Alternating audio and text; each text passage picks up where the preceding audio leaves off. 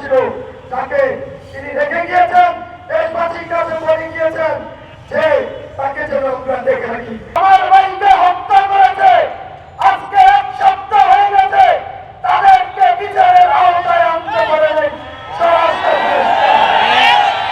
শহীদ ওসমান হাদি সত্তরে এসে উপস্থিত হয়েছেন এবং জুমার নামাজ আদায় করেছেন। আমরা সবাই মহান আল্লাহ তাআলার কাছে কৃতজ্ঞ যে আমরা আজকে এই শাহবাগ চত্বরে এসে জুমার নামাজ আদায় করতে পেরেছি। ওসমান হাদি ভাইকে যেদিন গুলি করা হয়, যেই ছেলেটি ফেসবুকে লাইভ করে, সেই ছেলেটি আমি রাহিম পাটোয়ারি ছিলাম।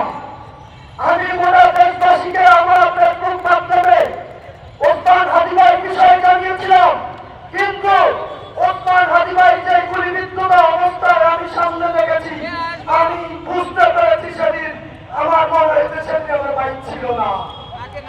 কিন্তু দুঃখের বিষয়, যারা আমার ভাইকে হত্যা করেছে, আজকে 1 সপ্তাহ হয়ে গেছে, তাদেরকে বিচারের আওতায় আনতে পারেনি স্বরাষ্ট্র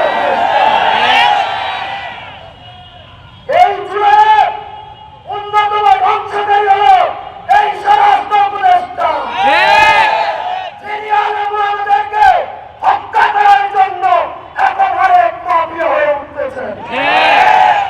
জুলাইয়ের বিপ্লবী সকল ভাইদেরকে হত্যার পিছনে ইন্ধন আছে এই স্বরাষ্ট্র উপদেষ্টা। শুধু আমরা হাদি ভাইকে বিদায় দিয়ে ক্ষান্ত হবো না, এই স্বরাষ্ট্র উপদেষ্টাকে পদত্যাগ করিয়ে আইনের মাধ্যমে তার কাছ থেকে আমরা জবাব দিই।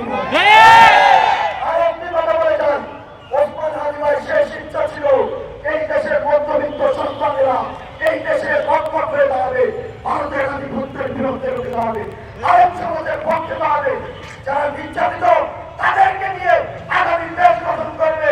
তার একটি ছোট সন্তান ছিল, যাকে তিনি রেখে গিয়েছেন, দেশবাসীর কাছে বলে গিয়েছেন যে তাকে যেন আমরা দেখে রাখি। আমরা তাকে দেখে রাখবো না, শুধু আমরা যদি দিলে হাদির সাথে তাকে দেখতে চাই। আমরা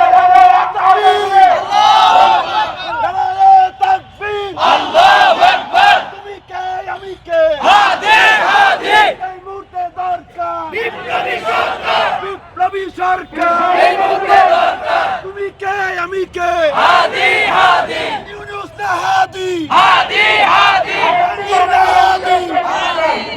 ওসমান হাদি ভাই ইচ্ছা ছিল তিনি সংসদে যাবেন এবং নিরহ মানুষের জন্য কথা বলবেন, কিন্তু সেই ইনসাফের রাজত্ব তিনি আর দেখতে পারেননি।